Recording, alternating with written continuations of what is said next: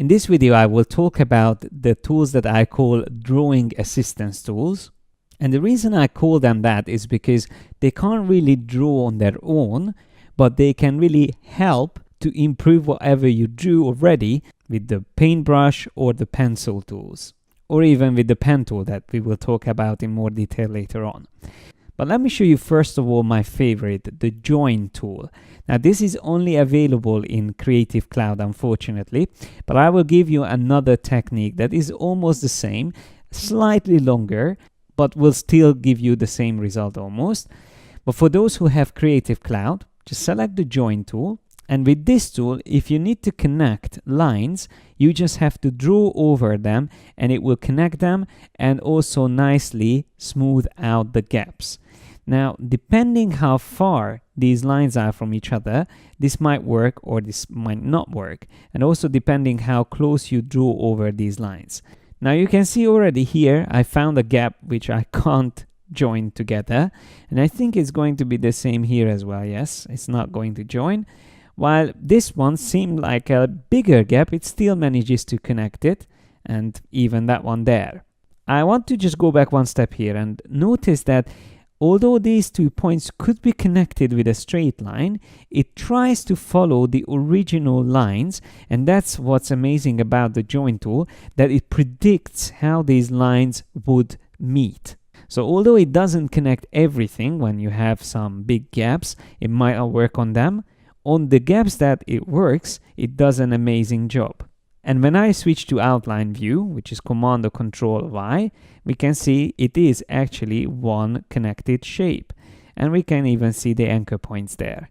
Now switching back to normal view with the same shortcut, I am going to show you what you can do in case you are using this tool, the join tool, and you encounter these tricky areas. What you can do first of all is select the white arrow tool, the direct selection tool, and just drag one of those points slightly closer. And now it has to work, yes, as I expected.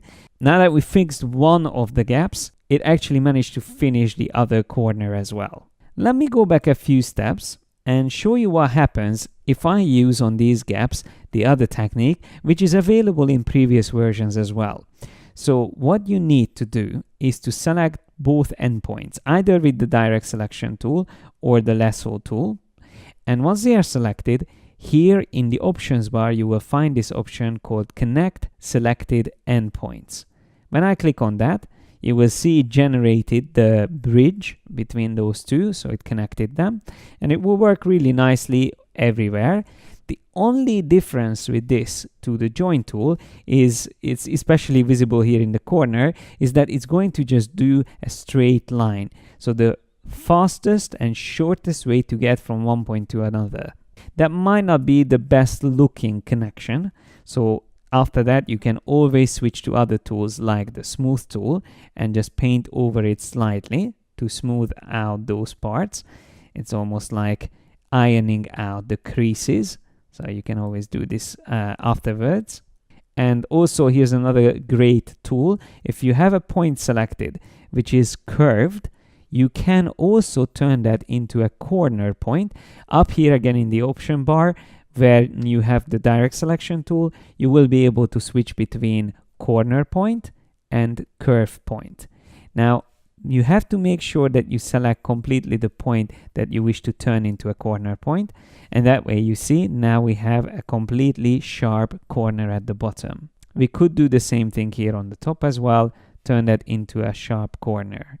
So this is what happens when you join an object together, and now selecting it, we can press Shift X to swap the color, and now it's used for the fill of this object. But here's another tool that is useful to learn, and that is the scissors tool. Now with this one, you can be very precise and cut a shape into two. So let's just say I want to cut it here and then here. You see I added 2 points, and now this shape is cut into two. The difference between this tool and the eraser tool is that while the eraser tool cuts while deleting a portion, the scissors tool actually kept both sides completely perfect And I would be able to move it back exactly the way it was if I wanted to. Now here's another interesting tool. I'm just going to draw a line with the pencil tool, and I will increase the stroke size slightly on this. Then I switch to the path eraser tool, and with this tool you can erase the endpoints, or you can also erase sections inside the line. So I can very quickly erase different lengths as well if I want to. And although you have the dash line option for strokes, this could still be useful in some cases. And last but not least, there's another tool that can also be used to divide objects. This is called the knife tool. I like to think of it as the samurai sword of Illustrator, because essentially what it does is that you have an object, let's say this head here, and you want to cut it in half, but without losing any details. Now we've seen the scissors tool, which works fine on a simple object, but on a more complex object, which has a lot of details in it, you can use the knife as if you were using a sword and cut it into half. And then what I like to do is to switch to the outline view, which is Control or Command Y, then press Q to get the lasso tool, zoom a little bit closer, and try to make a selection of the half which you would like to select. Just like that. Then I press Command G to separate it, and now we can move it apart and see how we manage to cut it into two sections. So all these tools can be very useful when it comes to refining your drawing, but normally I use these tools while I'm drawing, so it's not like two separate stages. I constantly switch back and forth between these tools. Under the window menu, within Tools, you will be able to create a new Tools panel. I'm just going to call this Drawing Tools. And you can see it created an additional toolbar on which I can drag and drop all the tools I wish to work with. I would start with the pencil tool, so I drag and drop that there. Then I'm going to drop the paintbrush just underneath it. Then I'm going to put the blob brush in there as well. Then I will need the eraser tool. And then we can switch to the more specialized tools like the smooth tool, then also the join tool. And let's not forget about the shape builder tool. I almost always use this tool in every workflow, so I like to keep it available and handy. Now we can still switch into a 2-column mode or keep it 1 column. When you don't need your tool panel anymore, you can just close it. But whenever you need it, you can just go back and find it, and there you go. It remembered exactly the tools that we saved.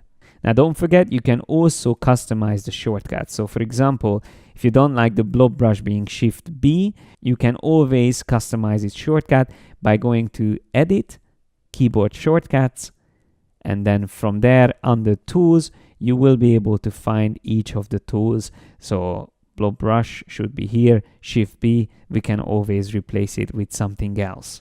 Now that we discussed these tools, it's time to learn about another drawing technique when you can draw inside existing shapes. So that's what I will show you in the next video.